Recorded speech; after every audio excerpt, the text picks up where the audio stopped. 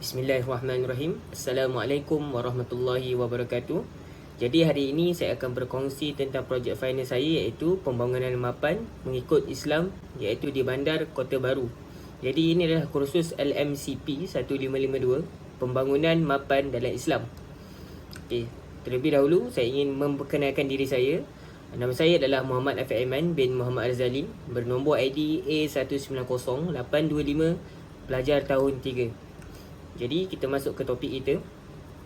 Okey, bandar yang saya memilih adalah Bandar Kota Baru, iaitu berada di Kelantan. Jadi sedikit pengenalan berkaitan Bandar Kota Baru ini adalah Kota Baru telah dibuka dengan rasminya pada tahun 1844 oleh Sultan Muhammad II sebagai ibu negeri Kelantan yang baru bagi menggantikan Kota Sabah yang tidak lagi sesuai untuk dijadikan pusat pentadbiran negeri kerana selalu diancam dengan banjir.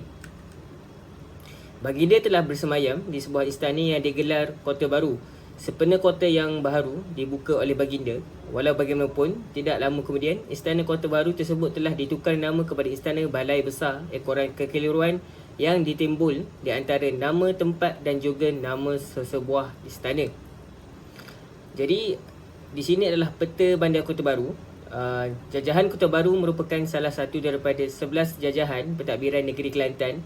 Ia bersempadan dengan jajahan Pasir Mas di sebelah barat, jajahan Tumpat di utara, jajahan Bacok dan Macang di timur, manakala jajahan Pasir Putih di selatan. Di bawah pentadbiran jajahan Kota Baru terdapat 14 buah daerah diketuai penggawa, iaitu 131 buah mukim dan 601 buah kampung. Kerajaan tempatan yang wujud ialah Majlis Perbandaran Kota Baru dan Majlis Daerah Ketereh Perbandaran Islam, iaitu dahulu bernama Majlis Daerah Kota Baru. Jadi untuk pembangunan mapan ini terdapat beberapa cadangan ataupun juzuk-juzuk yang terbahagi, iaitu kita bahagikan kepada 3 juzuk.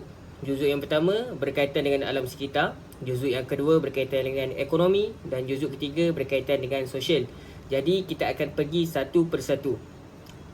Kita mulakan dengan juzuk alam sekitar. Pelan jangka pendek 5 tahun yang berkaitan dengan alam sekitar. Apa yang dirangka dan apa yang dirancang untuk pelan jangka pendek 5 tahun ini adalah program yang pertama ialah program Jaga Kelantan Kita, dan program kedua adalah program kesedaran terhadap alam sekitar. Seterusnya, inilah program Jaga Kelantan Kita. Program ini menggalakkan pengurusan sisa pepejal yang berkesan melalui pengurangan pengitaran semula dan pengendalian sisa pepejal secara teratur. Ia melibatkan peningkatan infrastruktur, pengurusan sisa pepejal, kesedaran awam mengenai sekitar semula dan pengenalan polisi penurunan penggunaan bahan-bahan buangan. Okey, program kedua adalah program kesedaran alam sekitar. Program ini fokus pada pendidikan dan kesedaran awam mengenai pentingnya menjaga alam sekitar. Ia boleh melibatkan komponen pembersihan sumber air, program penghijauan dan aktiviti bimbingan untuk mengajar masyarakat mengenai amalan mesra alam. Seterusnya adalah pelan jangka panjang, iaitu 30 tahun yang akan datang. Okey, pelan jangka panjang 30 tahun yang akan datang untuk alam sekitar ini kita merancang adalah pelaksanaan penggunaan tenaga mampan berskala. Pelan ini bertujuan untuk mengurangkan penggunaan sumber tenaga fosil dan mempromosikan pembangunan berkelanjutan. Ia merangkumi pemakaian sumber tenaga boleh diperbarui seperti tenaga suria, angin dan hidroelektrik, serta penggunaan teknologi hijau yang efisien dari segi tenaga. Dan seterusnya adalah juzuk kedua, iaitu berkaitan dengan ekonomi. Pelan jangka pendek, iaitu 5 tahun, berkaitan dengan ekonomi adalah pelan peningkatan industri kreatif. Pelan peningkatan industri kreatif ini, pelan ini berfokus pada pembangunan dan pemajuan industri kreatif seperti seni dan budaya, filem, muzik, fashion, seni bina dan lain-lain lagi. Aktiviti yang termasuk dalam pelan ini adalah peningkatan infrastruktur untuk industri kreatif, penyediaan sokongan kepada usahawan kreatif dan promosi produk dan perkhidmatan industri kreatif secara domestik dan antarabangsa. Seterusnya, pelan jangka panjang 30 tahun berkaitan ekonomi, iaitu pelan pembangunan infrastruktur. Jadi untuk plan ini, kita memberi tumpuan kepada pembangunan dan pemajuan sektor industri strategik yang mempunyai potensi pertumbuhan dan daya saing yang tinggi.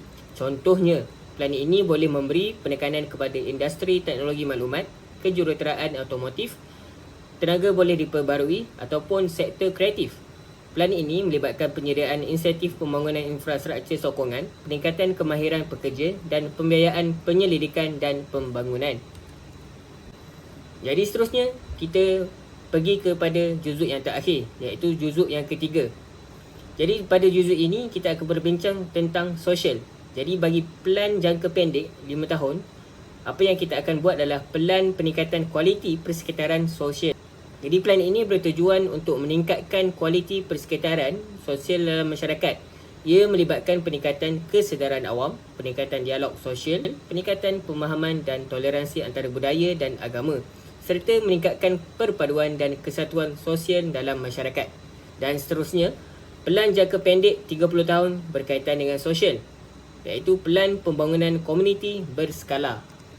Plan ini melibatkan pembangunan dan pemerkasaan komuniti tempatan. Ia melibatkan pembinaan kemahiran sosial, pemantapan struktur sosial, pembangunan infrastruktur sosial seperti taman perpustakaan, pusat komuniti serta penyelidikan akses kepada perkhidmatan asas seperti air bersih, sanitasi dan elektrik.